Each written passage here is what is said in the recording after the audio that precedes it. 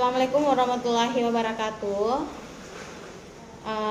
Hari ini mata pelajaran Bahasa Indonesia Selasa 2 September 2025. Jadi mohon maaf anakku sekalian, karena untuk pembelajaran mulai dari kemarin 1 September itu dimulai dengan BDR atau belajar dari rumah, atau pembelajaran daring ataukah pembelajaran online sesuai dengan imbauan dari pemerintahan setempat.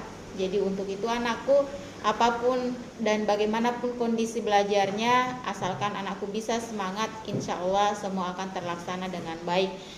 Baik, mari kita masuk ke materi berikutnya. Setelah kita mempelajari bab 1 kemarin, kita akan mempelajari bab 2, yaitu meneroka prosedur berwirausaha.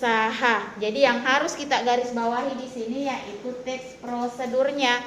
Adapun tujuannya yakni merefleksi gagasan dari membaca sebuah teks prosedur. Nah, sekarang saya berikan pertanyaan pemantik ya.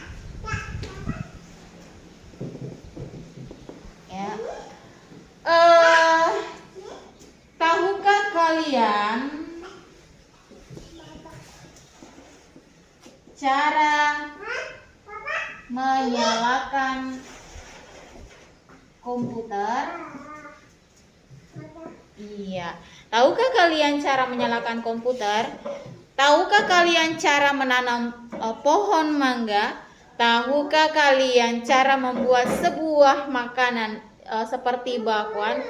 Itu semua adalah prosedur. Nah, dari prosedur ini anakku, ada beberapa hal yang harus diketahui. Yang pertama yaitu teks prosedur ini adalah sebuah teks yang berisi terkait tentang langkah-langkah ya. Langkah-langkah untuk melakukan sesuatu, untuk mencapai suatu hal. Itu teks prosedur. Nah, adapun dari pemantik ini tadi, tahukah kalian cara menyalakan komputer? Ketika kalian sudah selesai mempelajari prosedurnya, tata caranya, langkah-langkahnya, maka kalian akan mampu melakukan hal tersebut. Itu yang dimaknai dengan teks prosedur. Nah, di dalam teks prosedur ini perlu anandaku ketahui bahwasanya beberapa hal yang harus kita pahami, yakni definisinya terlebih dahulu. Tadi saya sudah jabarkan di awal bahwasanya teks prosedur itu adalah sebuah teks yang berisi terkait tentang langkah-langkah, tahapan-tahapan untuk mencapai suatu hal. Seperti yang tertera pada buku.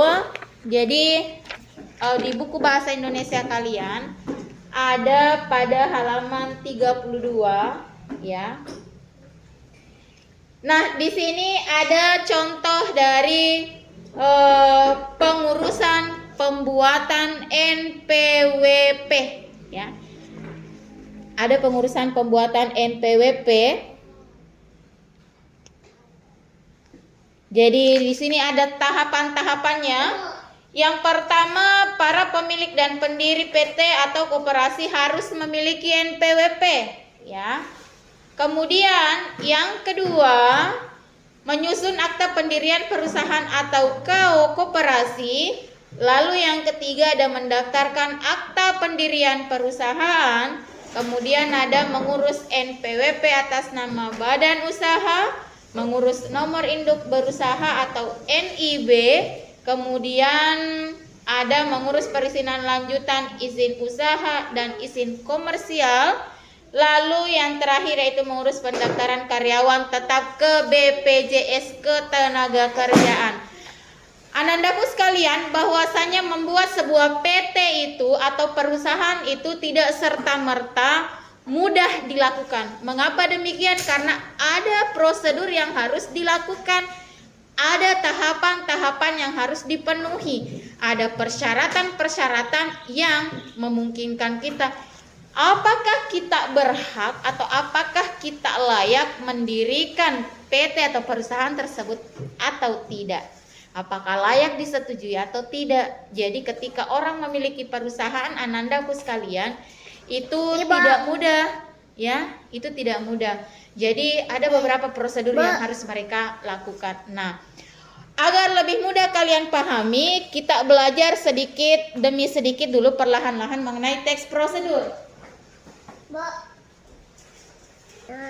Nah, yang pertama kita lihat dulu pertanyaan pemantiknya. Tahukah kalian cara menyalakan komputer? Pasti di sini sudah pernah simulasi, bahkan sudah ada yang melakukan kegiatan ANBK. Nah, kemudian juga kalian pasti telah mempelajari bagaimana cara menghidupkan, bagaimana cara menonaktifkan atau mematikan operasi dari komputer. Nah, yang pertama apa yang harus kita lakukan? Kita klik atau kita tekan tombol apanya, ya. Jadi itu prosedurnya. Intinya anakku, kalian mengetahui apa definisi dari teks prosedur itu. Kembali saya ulangi bahwasanya teks prosedur adalah sebuah teks berisi terkait tentang langkah-langkah, tahapan-tahapan untuk melakukan sesuatu maupun untuk mencapai suatu hal. Ya. Contoh, cara membuat puding misalnya, atau cara memasak puding. Nah, tentu cara memasaknya itu kita harus memberikan keterangan.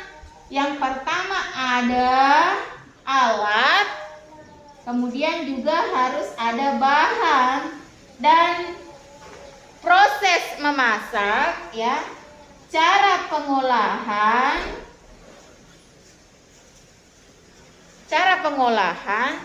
dan juga penyajian, ya.